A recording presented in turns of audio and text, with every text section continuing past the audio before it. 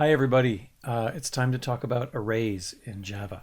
Um, this content is really only in two chunks, but I'm still going to do four videos. So I'm going to do a chunk on basic arrays, and then a chunk on the exercise that I want you to try, and then I'm going to do a third video on arrays of objects, and then a fourth video on exercises that I'd like you to try for that.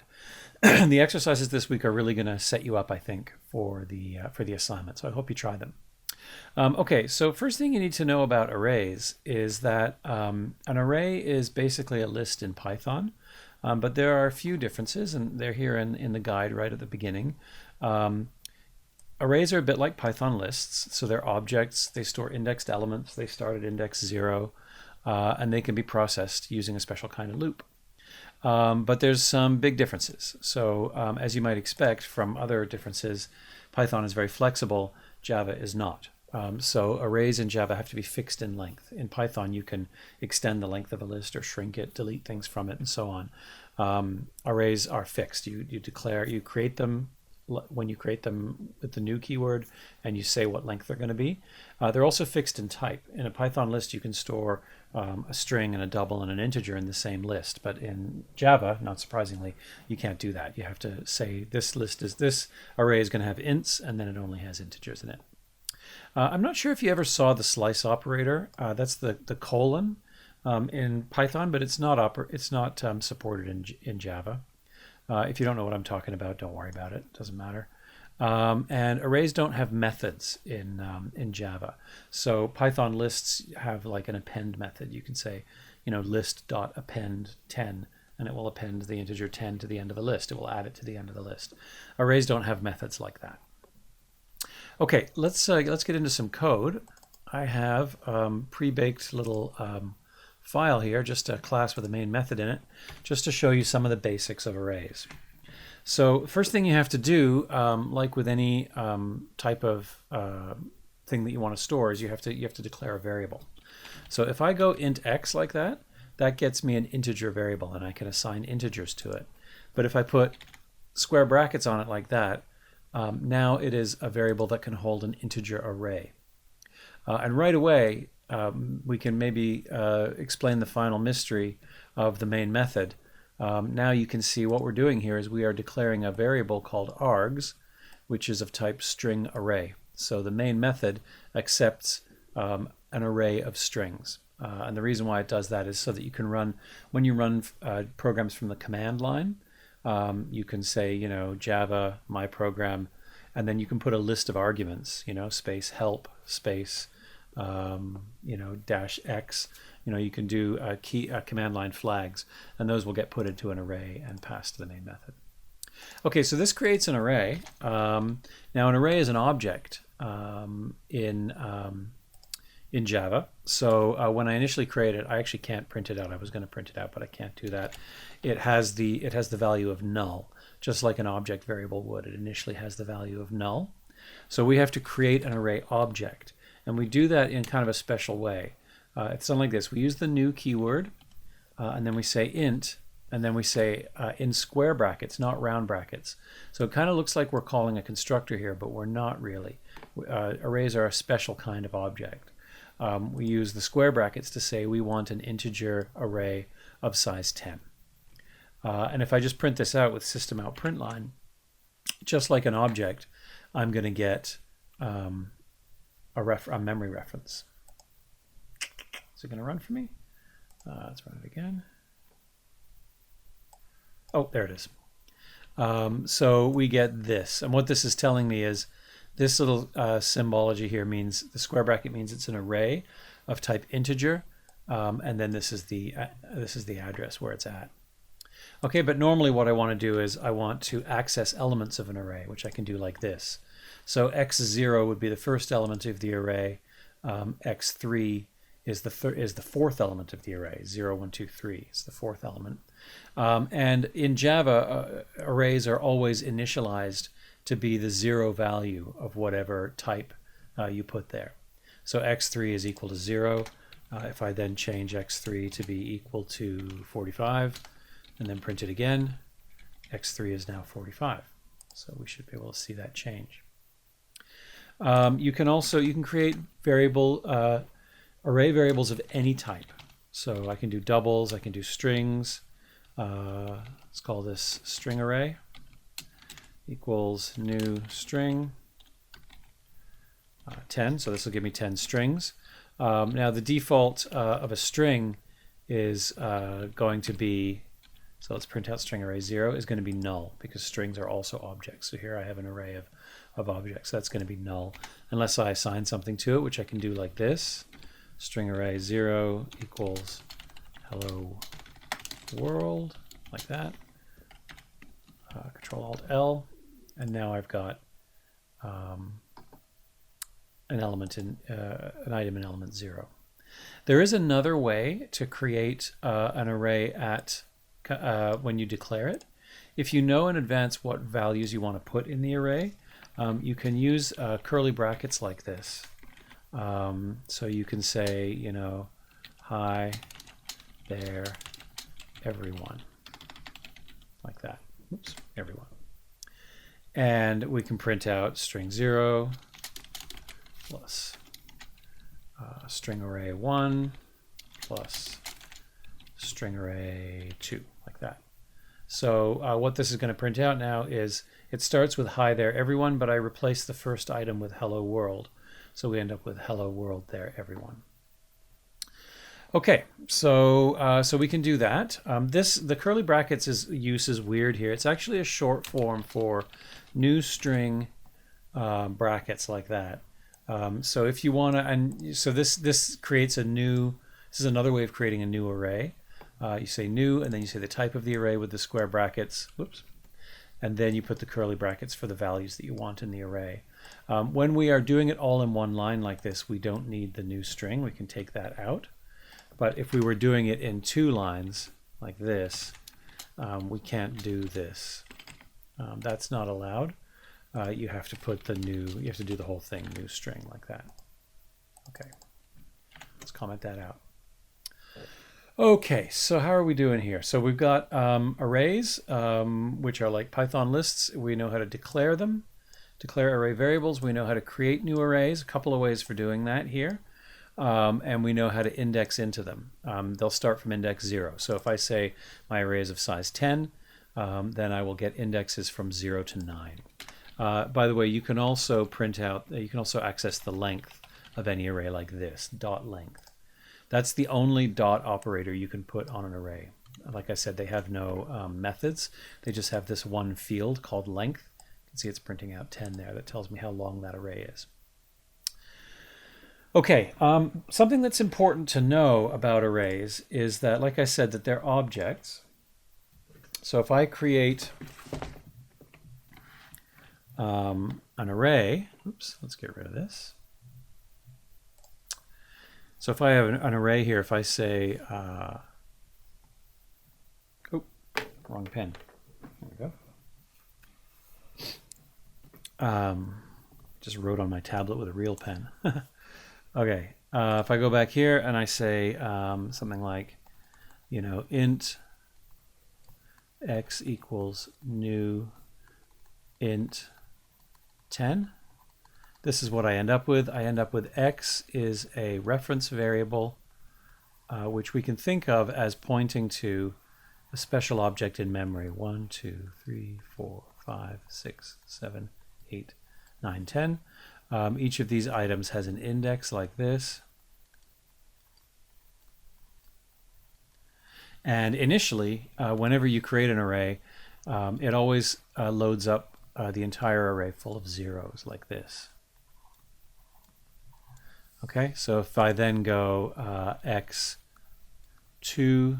equals 5, like that, what that's going to do is x index 2 is the third one here. It's going to change that to a 5.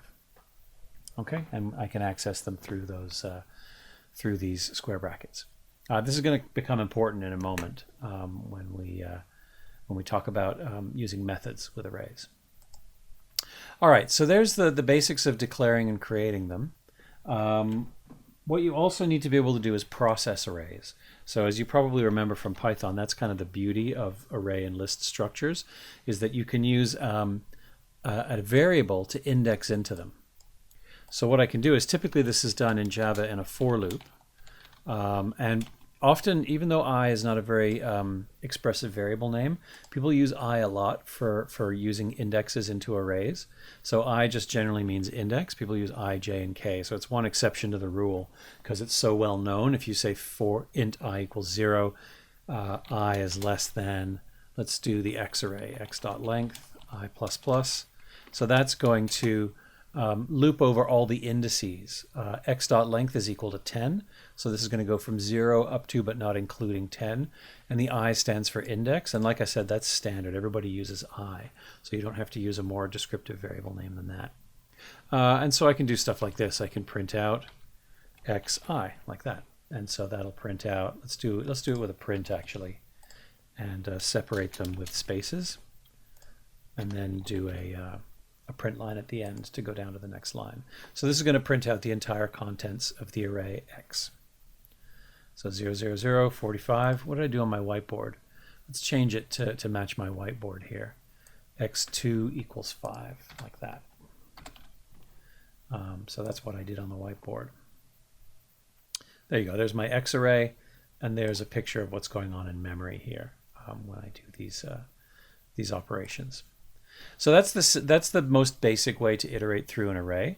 And you can do stuff like this. You can say for int I equals 0. So oftentimes you might want to initialize an array to contain values other than 0.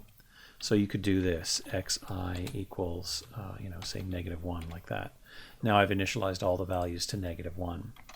You could also do it with a scanner. If you wanted to get the user to enter all these values, you could do sc.nextInt. Of course, for that you need to have a scanner, so let's do that. Scanner sc equals new scanner.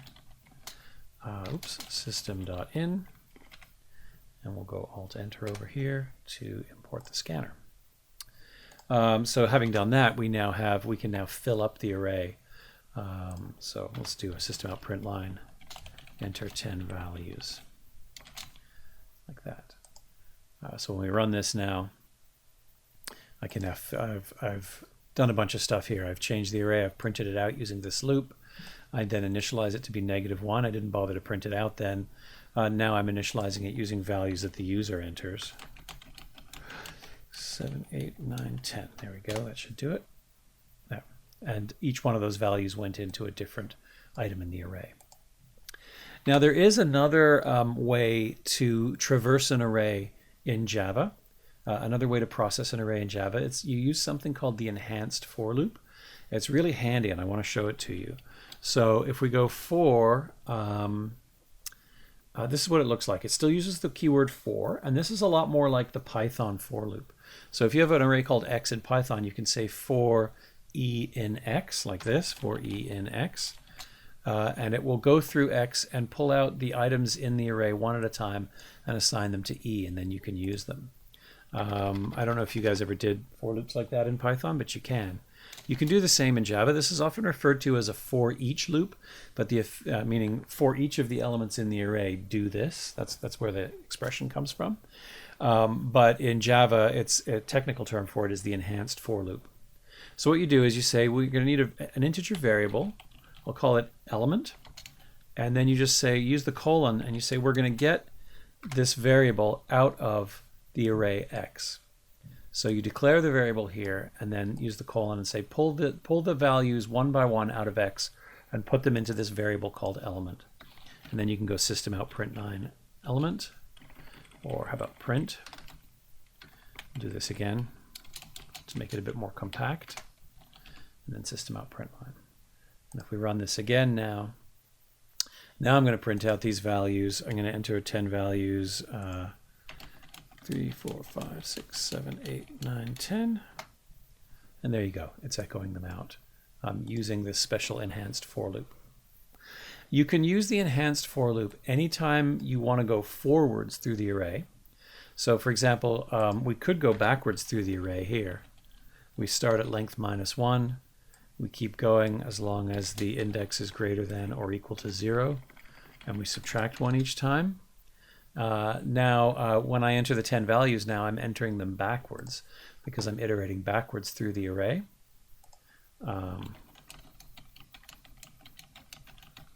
Like that. So you can see when they got entered in the reverse order that I entered them, and then this goes forwards through the array and prints out the results. Actually, that's maybe a little confusing. Maybe what I should do is, let's put this loop back the way that it was.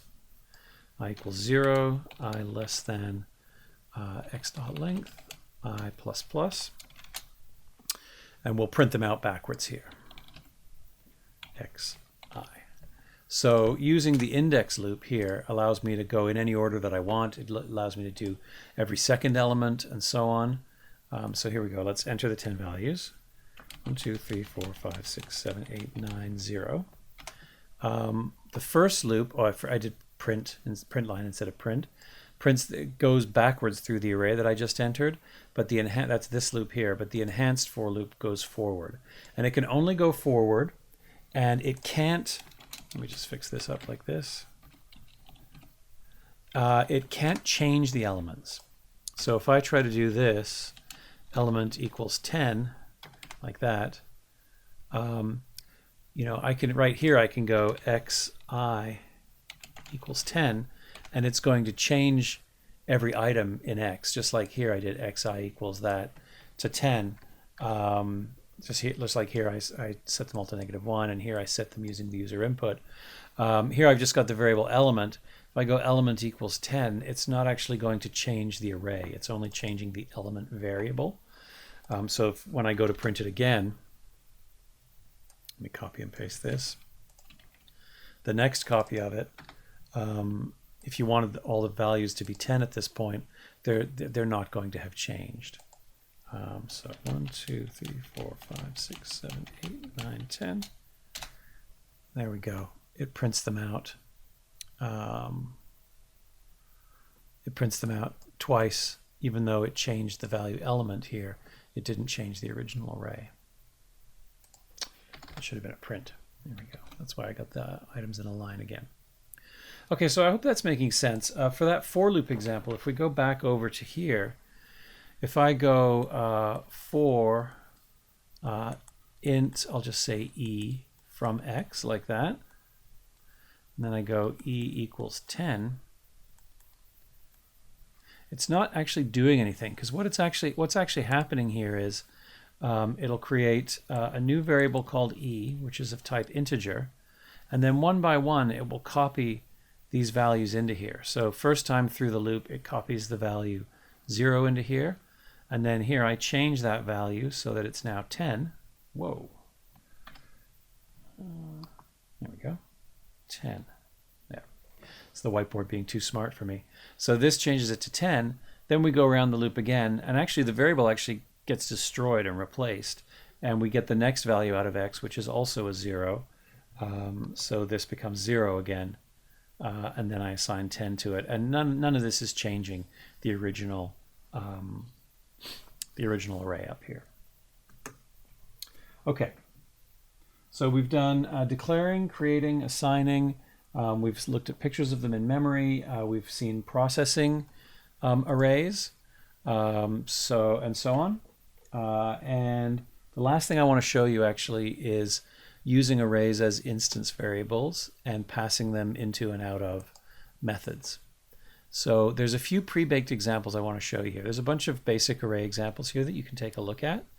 But I want to show you that, of course, just like you can use an array as a regular variable, you can use it as an instance variable. So I'm creating a class here called array instance variable 1. And it has an array variable of type double called x. And then I've just got this, just to have something to do, I've got this get element method, which takes an index and then returns that element of the array. And each of these examples, array instance variable 1, 2, and 3, they each have their own main method. So the main method is part of the same class, which we can do. We don't typically do that, but we can do it, and it makes it a bit more compact. So the main method is here. It creates a new variable a of type array instance variable, and it calls its constructor, its default constructor, and then it prints out the results of a get element 0. So just take a look at this code here for a minute. You might even want to pause the thing and tell me, what do you think is going to happen? What's the output going to be? So pause, think.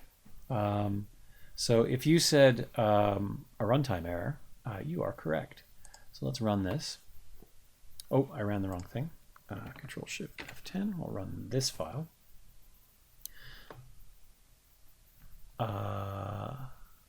There we are. So we get an exception from here, and you can see in this exception here, it's telling you it's coming from this line 24, which called getElement. So we're up in this line up here, line 13. So the main method called the getElement method, passed in an integer, and it's trying to return x of I, but I never created the array. I never created the double array. So x is a null pointer, and that's why we get this null pointer exception. So you'll see that anytime you try to access some item of an object, some part of an object, when you've forgotten to create the object, so the variable just contains null. So this dot x is null, is what it's telling me. Okay, array instance variable 2 fixes that problem by creating a constructor. So this is the same class. It's got getElement. It's got a double array instance variable.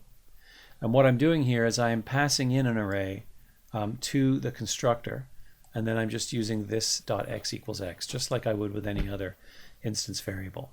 So down here in the main method, I create a new array, and I pass it to the constructor. And the constructor assigns the array to x. And now when I call getElement, it's going to be accessing this array that I created here. So I'm saying getElement 0, and it's going to return element 0 from x, which should be 1.2.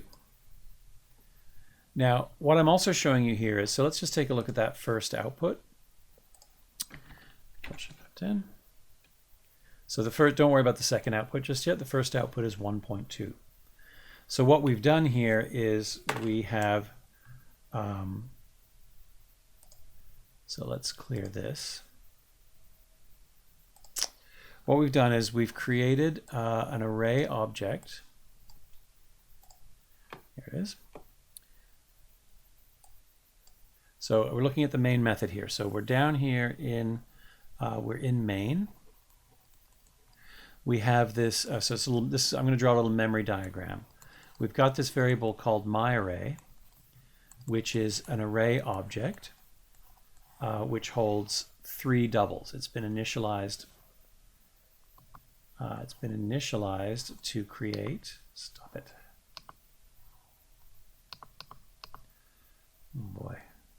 There we go. To create 3 doubles. So 1.2, 3.4. and 5.6 are all in here in items 0, 1, and 2.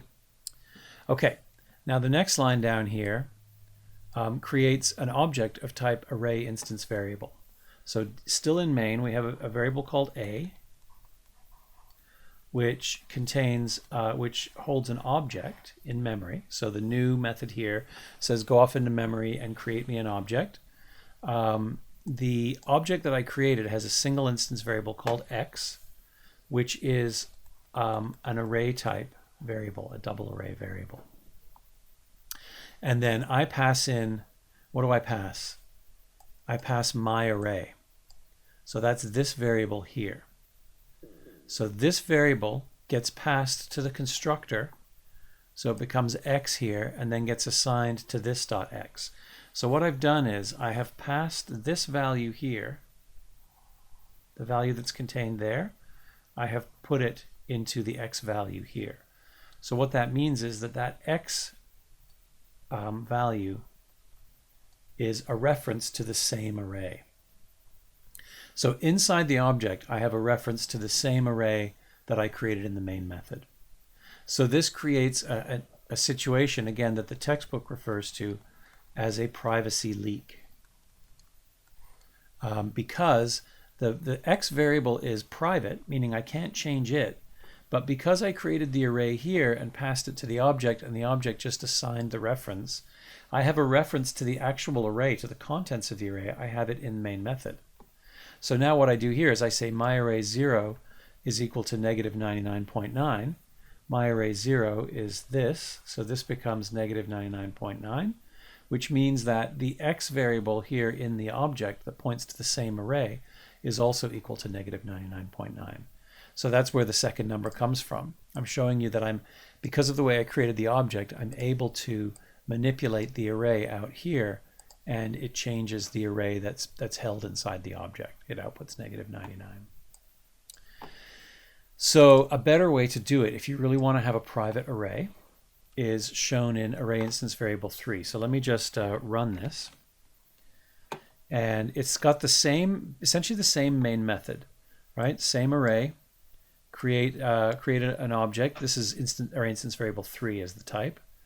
Print out item 0. Then set my array to negative 99.9 here, and then print out element 0 again. But notice this time, me changing the array in the main method did not change the array inside the object. And the reason for that is because in the constructor you can see is more complicated. I accepted this array from the main method, but then what I did was I used it to create my own private array. So this dot x is not equal to x anymore. It's equal to new double, a new array of size x dot length. So I'm allowed to put a variable here if I want. And then I use a for loop to go through the array one element at a time, and I assign element I from the original array to my new array. So in the new version, what I'm doing here is, in the new version, I've got my array as before, which is a reference to 1.2, 3.4, 5.6. So that's what's going on in the main method. Then I call this method here, and I pass in an array to it. But what I do in that method is, so I'm getting a new variable to hold this object called A. It has a variable in it called X. But I create a new array. So that creates a whole new structure in memory. And I assign it to X. So now I have two arrays. And this one down here now is truly private because I created it in the constructor here, and I assigned it to a private variable. So only this object A has access to this array. And then I went through and I copied things over. So I copied these items over like this, like that. So this becomes 1.2, 3.4, 5.6. And then in the next line, when I change my array 0 to negative 99.9, I'm only changing this array and not this one. Okay, so this is going to come up in the assignment. We're going to have arrays that we want to be private. We want them to be instance variables, and we want them to be private. So we're going to create them inside of the constructor here. Okay, so that's kind of a lengthy aside. Again, talking about reference variables and how important it is to understand the distinction between reference variables, whether they are object reference variables or array reference variables, and regular variables. Now, what I want you to do exercise-wise is there's exercise 1 in section 1, has you create an object with an instance variable in it that stores an array, and then has you create some methods for that array. So what I'm going to do in the next video, I'll walk you through the beginnings of that, and really it's just some basic array practice, basic practice in processing arrays. So I'll get you started on that in the next video.